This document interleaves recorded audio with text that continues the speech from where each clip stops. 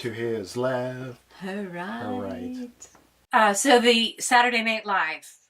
I have to admit, I was staring. I had two devices open. One of my devices had Melissa McCarthy, her photos up, and one of them had her mimicking or mocking Sean Spicer. I was flabbergasted. I could not see her face in that at all.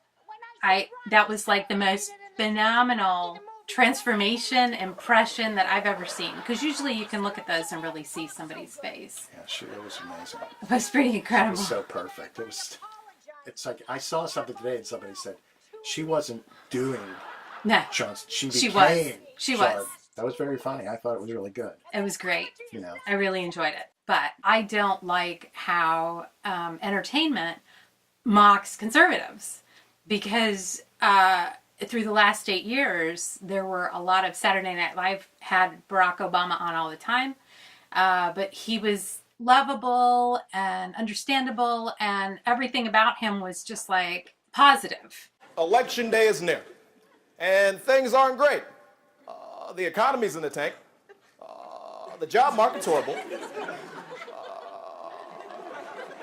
But like I think about back to Sarah Palin. Now, I was a huge Sarah Palin fan before she went crazy.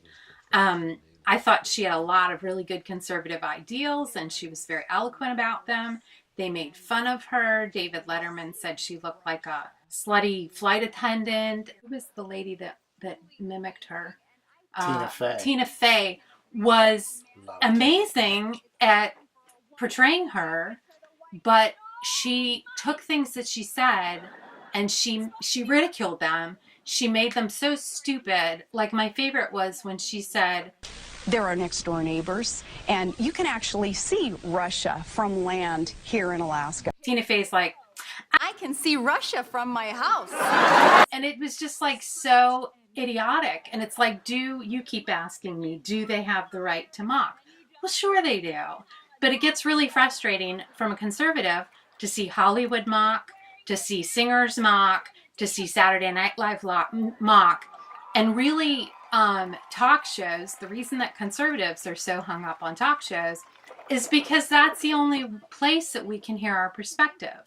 It's really funny that you think that it's unfair the way liberals mock conservatives, when you have conservative radio shows that people listen to hours and hours every day of the week. So there's plenty of conservative information, conservative talk that goes out there. A lot of the stuff that I've heard on conservative radio is quite mocking. Donald Trump called Barack the magic Negro.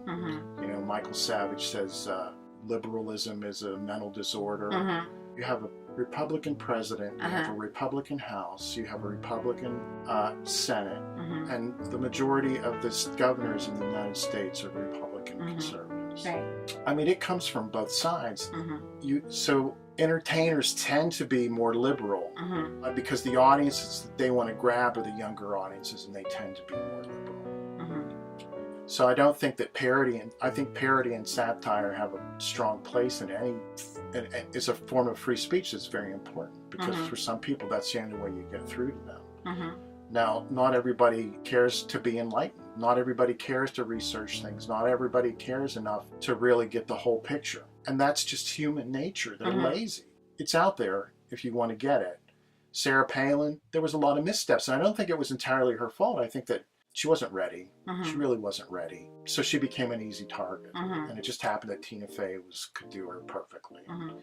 And it was a hit, and it was a big hit. And it's just, Sarah Palin was on Saturday Night Live. Donald Trump was on Saturday Night Live.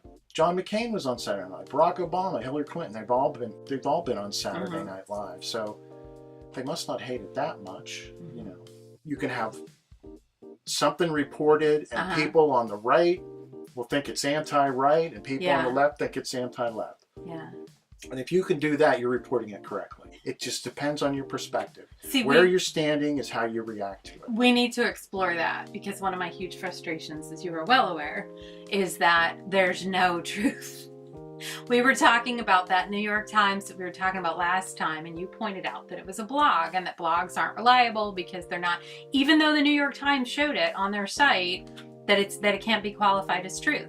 My biggest complaint is that news, which is supposed to be hold the government accountable and really report things, they're not unbiased. They're not unbiased. They put a slant on everything. Like you have the New York Times, which is slants liberal. You have Wall Street Journal, which was purchased by Rupert Murdoch, and they tend to be more conservative and business oriented. They haven't gone like full blown Fox or anything. They don't do politics as much, right? No, they do, but it's more editorial. Yeah. Editorial wise, the thing now is somebody says something in a blog, and then somebody tweets it, and then someone else tweets it, and pretty soon everybody thinks it's news. It's like when some guy took a picture of buses somewhere and said, "Oh, they were busing people in to vote." And it was like it wasn't that it was at like all. a There was a tour. convention or something that was going on, Yeah. but people pick it up. Yeah. And the guy that did it came out and said, "Well, I was wrong." Yeah. But by that time, it's already out there. It didn't matter. Everybody And so knew it. there are people out there that will believe that was true. Yeah. That happened, and Yeah. that's news, and that there's you can't change it. And it's unfortunate. Let me tell you what I do, right? Is I hear something and I think, well, I want to get down to the bottom of this.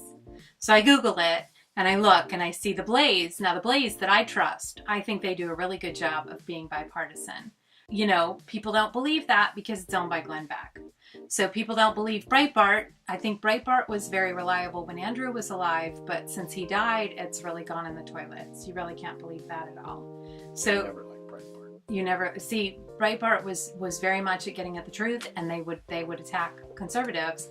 Now they've been caught in blatant lies, right? Yeah. But all of the That's because of Steve Bannon, all right, advisor absolutely. in chief.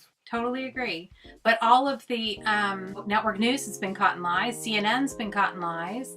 It's like there's nowhere that you can actually get facts. Like It's hard to find. Well, It's hard to find the truth. You have to check out multiple news sources and reliable news sources. yeah. But what's reliable? Give me one that's reliable that's not been caught in a lie. Here's the problem: is they're all people work at them, and anytime you invite people into the equation, Right. there's going to be mistakes, and they're Right. going to do stupid things. Yeah. And that's what happens. They do stupid things, and they edit things to make them look like something happened that didn't. And Yeah. that's nothing new in news. Right. News has always been about selling papers. Yeah. You know. But where do you get what happened? Where do you get the facts of what happened? Well, I look at New York Times and Washington Post, and see, I was never CNN. I don't Never really paid go attention for to it. them anyway. No, and I like NPR quite a bit. And the problem with Facebook is you have all these sites, and it's all clickbait, and they put things in the headlines that aren't real, so people click on them. See, I And try some to people never read the article; they just Yeah. read the headline. I try following those down because a lot of times they'll point back to the statistics, and that's what I look for. Is they'll point back to, like, there was one about the Germany refugee rape statistics, and you had to dig down. It's very time consuming, and I don't think a lot of people do that. I think a lot of people just shout other people down and just say, well, it's fact, and you can't really debate it at all. The thing about the truth is, people are scared to tell the truth. What is the truth? Yeah, I think that rolls into it too. As I feel bullied, really. Like if you try saying something, it's like, no, you're wrong. Prove it. Show me your footnote. Okay. Here's my footnote. No, that's bullshit. I don't believe that newspaper. And nothing really gets accomplished. The one thing I like though is the government sites, right? Because you would hope that they would Government show. sites. Mm-hmm. And BBC's good. Yeah. That's a good. Oh, That's a BBC's good good. site. I think anything outside of the U.S. because I don't think they're traditionally, not Russia per se, but I remember when I was over in Russia, they were actually watching a lot of UK news sites because they talked about, they kind of gave the whole world picture, whereas U.S. news really tends to focus on the U.S. Well, I remember I was in Mexico, and was it Mexico or Cuba?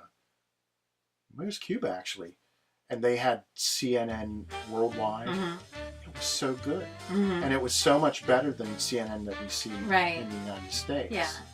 Because they dumb it down because they want to get people to watch it so they can sell advertising. Yeah. And that's what it all comes down to. It's about selling advertising. Well, and they're talking about some idiotic tweet instead of like some terrorist attack. Is that it? Did we get everything? Well, no, we were going to talk about the liberal slant on education because of the type of people. I think that's a conversation for another time. Okay.